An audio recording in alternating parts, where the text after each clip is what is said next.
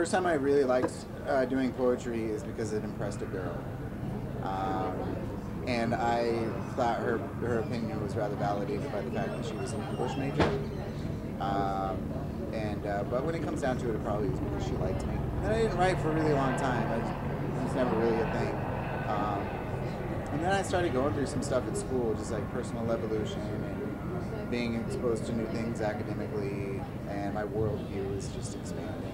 I loved Lauryn Hill at the time, and she had just come out with her MTV Unplugged album, and she did some style on there that was basically just like acoustic vocals. It was kind of like almost like just hip hop flow without the beat, and somehow that was natural for me to mimic.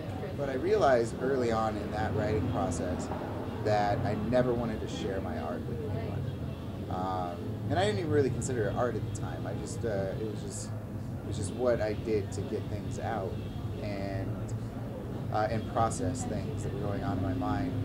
But I knew that I never wanted to share them with anybody because I felt like if I ever shared it with anybody, it would taint the writing process. I shared something I wrote with a friend of mine on my college campus, and she absolutely fell in love with it.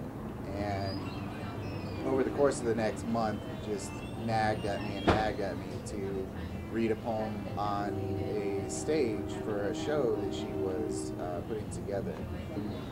I decided to perform this poem, and it was the first time I ever performed a poem in front of anybody. It was for a crowd of like 500 people, and it was really intimidating. And the poem was super long; it was like 7 minutes long, and I performed the entire piece with my eyes closed.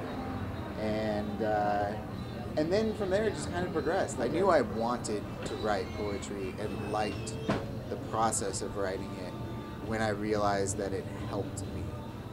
That it helped me process the things that were going on in my head and the things that were going on in my life.